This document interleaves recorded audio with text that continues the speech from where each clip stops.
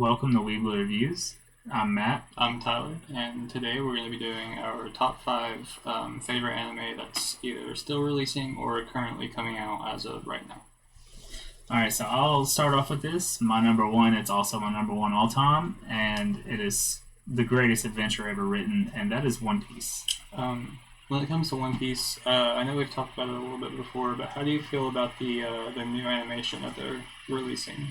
The new animation is super exciting, and it's going to be great for fans that, like anime fans that really want to get into One Piece, but the episode number scares them.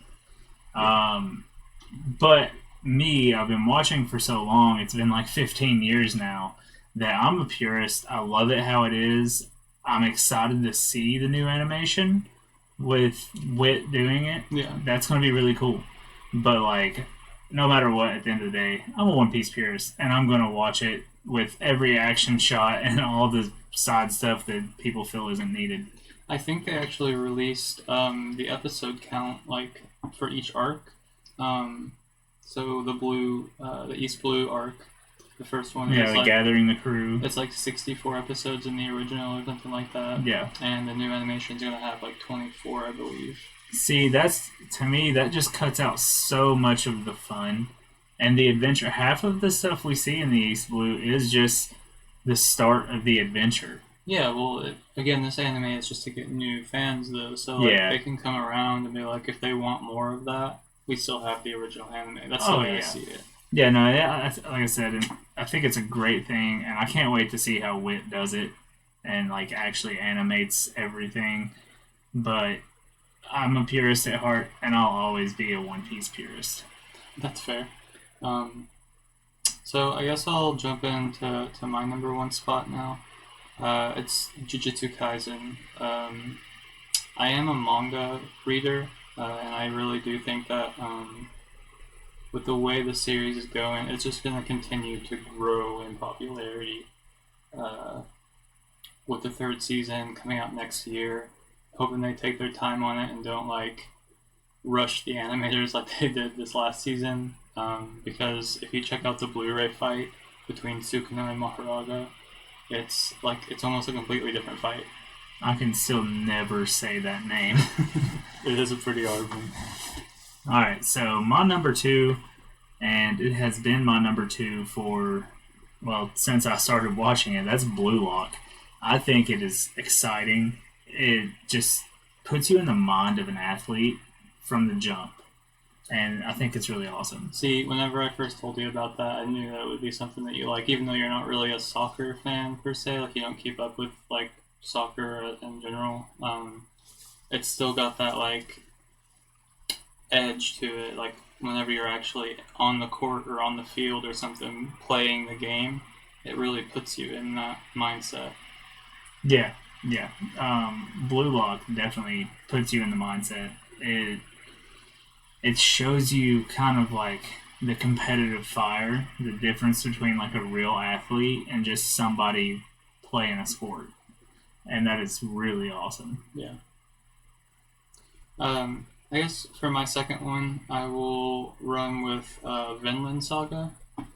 I have read the manga, but only like the parts that the anime have actually released. And honestly, it's awesome. You know, personally, I think that the anime did the manga justice for what I have read. And like with Thorfinn being he just shows growth as a main character. Like that's the whole point of the show or the manga or whatever. And it throws you through like a ton of different emotions, you know. Yeah. So. For me, Vinland Saga, I've started it several times. Finally made it through the first season, pretty much almost all the way through. I think except for like an episode. I get bored a lot with Vinland Saga. Like when there's action, but whenever there's not action, it feels so dull. Yeah, you're definitely not gonna like season 2 then. But like, I'd rather just go watch the show Vikings or go watch something like that. It's a completely different story about Vikings, though. Oh no, it is. But I'm just saying for that type of show, like that's how. Like I'm like, And I feel this is an anime YouTube channel, so let's keep it on anime, sir. Vikings is solid all the way up to like mid season 4, and then you just can't get into it after that. it was great till the end. But anyway, Vinland Saga, it is great, and it has like super awesome moments, and they're going to be iconic for anime history because it is solid. It's just I do get a little bored watching Vinland Saga. I don't think there's a better moment than that. I have no enemies. Yeah, I mean that's awesome. But like I said, it's going to create iconic moments. It's just not always for me because I get bored easily. Yeah. We'll go to my number 3. That's Solo Leveling. I talk about Solo Leveling a lot because I think Solo Leveling is outstanding. It's got darkness. It's got mystery behind it. The fights are animated perfectly. Every one of them. There's not a single fight I don't like with Solo. And season 2 is coming out soon, hopefully. And the story of Jinwoo's son is releasing August 1st. It's manga. So yeah. I thought it was August 5th. Oh, I thought it was the first. Either way, August, like that first week of August. With Solo Leveling, I think that they have like every opportunity to make this anime perfect. It's a completed manhwa. It's like very formulaic, but still really good at the same time. Like it starts out, main character's weak, gets some kind of potential to become like the most powerful character in the universe. And from what I understand, he does do that, by the end of the series. And like with the way they animated the first season, I genuinely don't see a way for them to like mess this up.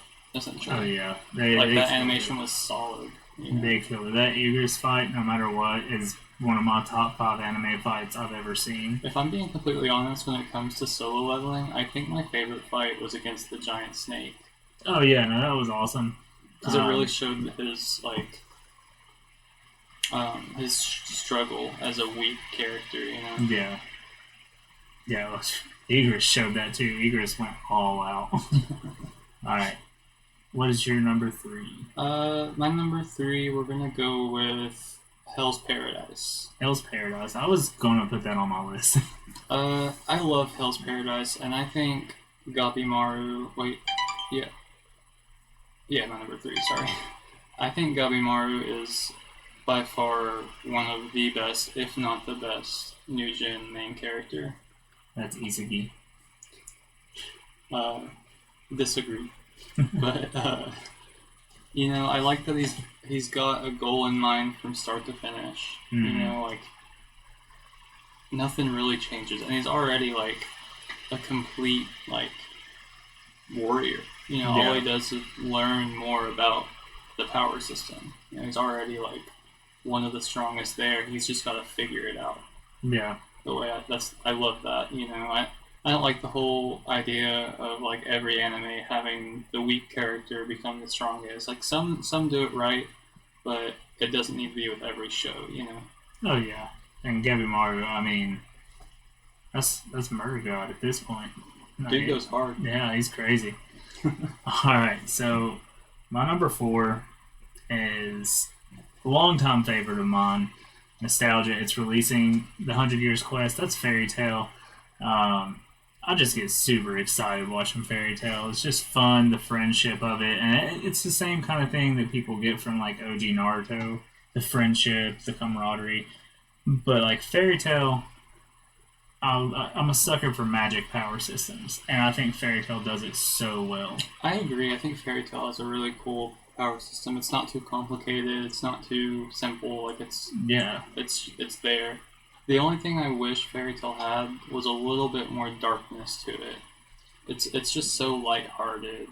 And you get that a little bit toward the end. There's a whole arc where the bad guy farted and that was his power, you know? It was so fun. But, like, you get a little more of that darkness toward the end whenever Zeref comes in and you're seeing the final fight with Agnologia. You get a little bit of that. I don't think I ever made it that far into the show. But, like, it's still meant to be lighthearted and fun all the way through. Yeah. You just kind of see the sadness of the guild breaking up and, like, everything that's happened so far throughout Fairy Tail comes to that meeting point, and that's where the darkness comes in. But before that, there's not very many dark undertones to it. Yeah. And I kind of like it. It's joyful. It's happy. Yeah, and, you know, I get that, but, like, to the point that I made it, like 190 episodes in or something like that, there's like almost nothing, you know, like it's constant, like Natsu saves the day, Lucy cries about it, and sometimes that's fun, but Urza's backstory is sadness. It is, don't get me wrong, like it's a lot of sadness, but like, and it's backstory, it's not really in the anime. Yeah, like it's got almost too much lightheartedness for me. Yeah. Like with every episode. Like I could be happy if they had like a span of like say 5 episodes of where you're like, oh my gosh, is this character gonna die? And then Natsu saves the day. You don't really get that, you know? No, I just want to see Happy getting fish and getting fun. I would be fine with that too. We need a happy only anime. Yep, I'm cool with it. Well, he does include Happy into pretty much every anime he does. Everything every manga releases, he writes, yeah. Alright, so you're number 4. My number 4, it's a hard choice between my 4 and 5 right now because one of them, they're taking forever to release, and we don't even know if they're going to continue to release it as an anime. And then the other one, I finished the manga, and the anime adaptation's amazing, but like I don't know if it's really gonna portray the manga the way it should. So I think my number 4 is gonna be My Hero Academia. God, it's so good. The manga, I think, goes so much harder than the anime does, and I wish that I personally watch it in dub, which I know a lot of people don't like it in dub, but because Deku's kind of annoying. But the Dabi and Todoroki fight in the manga was terrifying to read, like with Dabi's skin peeling apart and like and all this stuff, and you don't really get that from the anime. I don't know. I really feel like they animated it very well. I think I wish the fight took a little longer. Yeah, I definitely do. But I feel like the animation of it was animated. It was done very well. Because like one of My Hero's biggest complaints as an anime from a lot of fans were it's getting too dark. It's getting too much. So I feel like they just dialed it back a little to at least somewhat cater to those fans, but they animated it super, super well. To be fair, judging from my list so far, My Hero Academia is like the most lighthearted one in the... Yeah, but where it is now versus where it started... Definitely different. Yeah, it's almost like a different series. I just, like I said, I feel like... I don't know, like... make something else lighthearted, you know? But the Dabi Todoroki fight, it's almost like it lasted, what, an episode and a half? Yeah. And, like, whenever I say in the manga, like, Dabi's skin was... like peeling off. Yep. Like it was genuinely like his jaw was separating. And you get a little bit of that in the anime. Yeah. But like not enough to really show the condition he should be in. Like the man's body is burning from the inside out. You know what I mean? Exactly. Alright. So my number 5, I've been watching it for a while now. I took a long break in season 2 because the character that they made is probably one of the most insufferable characters I've ever seen in anime, and that's Dr. Stone. The captain for the ship is one of the worst characters, and it's not even the fact that he's going to be the captain of the ship. It's just the way he talks irks my soul. But I love Dr. Stone so much that I've had to overlook that and just fight past this annoying character. But Dr. Stone's, it's fun. It's science. I'm a science geek. I love science, and it's literally that is the show. It is science. And Senku's cool. He just abuses everybody with the power of his brain, and I love it. See, my thing with Dr. Stone, I watched the first season when it very first came out, like episode to episode. I thought it was going to be like one of the next big shows. And then it just was the same thing every single time I watched it.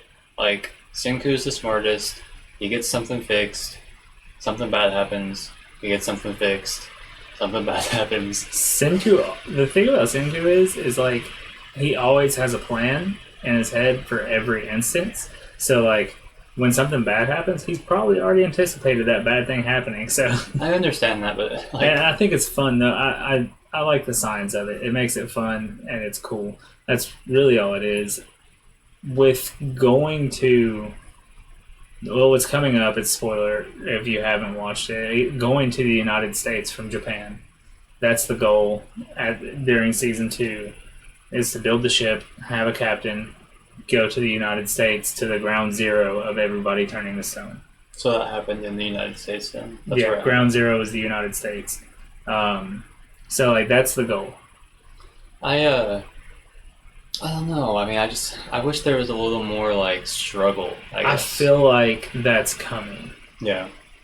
I really do. Because the reason there wasn't so much struggle from the jump is because the only civilization left was the few people in the village that his dad actually kept going for so many years. Yeah. Outside of the people that he awakened. And, somebody else awakened some too, whatever. But, like, there wasn't much struggle outside of that because he already knew the ground, like the basics of how to build the land from ground up. So I think we're going to see that struggle that you wanted to see coming into reaching the United States. You know what I think would have been really cool for Dr. Stone, and it would have gave it that little twist that I want? Spirit Bomb. Yeah, well, yeah, obviously, a Spirit Bomb can be used in every anime. But no, like you know how he wakes the people up from being like stone? If occasionally, or like if he doesn't do it the proper way, or like something like that, they wake up like brain rotted type of thing and like zombie-ish. So it's got a more monster-y aspect to it rather than just man versus man the whole time. So like, you get what I'm saying? I get it, but that kind of just takes away from rebuilding population in my point. Like, yeah, you rebuild the you're good seeing ones. you're seeing the worst of humankind and the best of humankind being awakened, and I think that's really cool because like this person only wants to awaken these certain types of people. Don't like one guy's whole thing is I don't want to awaken old people. Like we need to just let them be stoned because of the old world views. Yeah, and Senku's like no, it's population. I get Wake that. them up. I get that, but like I just feel like it would have had, like I said, like there's no real twist to it right now, and I feel like if it had more of like a monster-y feel, or it doesn't even have to be people being awakened from stone or something like, because like just like you, I guess the way I'm seeing it is if it's a science type show and all this stuff, and they've been like turned to stone for like how many years or whatever. No, thousands of years. Exactly. Like, there's got to be some people that are just completely brain dead. You know what I mean? Like, how can you be just perfectly okay after coming back from that? Cryogenically frozen. Han Solo. Same concept. Han Solo wasn't frozen for thousands of years, though. Still could have been. But anyway, you're number 5. My number 5, I talk about it occasionally on this channel. I know we only have 2 videos out. This will be number 3, but Chainsaw Man. I love Chainsaw Man as a manga, and the first season was magnificent. I think the movie is going to be like done perfectly.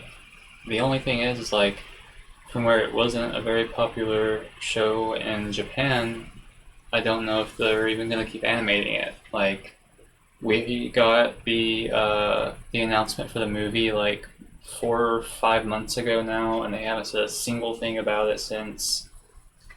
I don't know. I think Tatsuki Fujimoto, if you've read some of his other works and you understand his writing, you like it really gives a depth to the show itself. So. All right. Thank you all. Yep. Thanks again. Like, share, and subscribe. We're trying to get to 100 subscribers. 500. Send it. 500 would be great, but if we could get up to 100, like, say by the end of the next couple months, that would be amazing. So comment your favorite side character and make sure to hit that subscribe button while you're at it.